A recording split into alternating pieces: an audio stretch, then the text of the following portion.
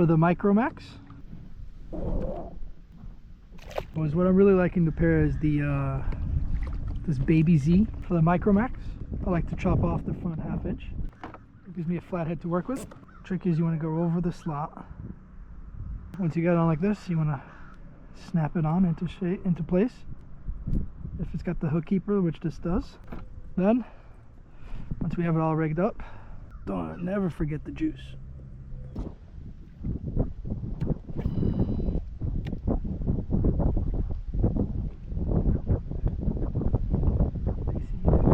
No, they didn't. They didn't.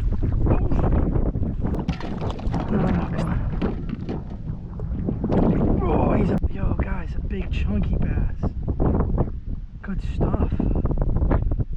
Nice, boys.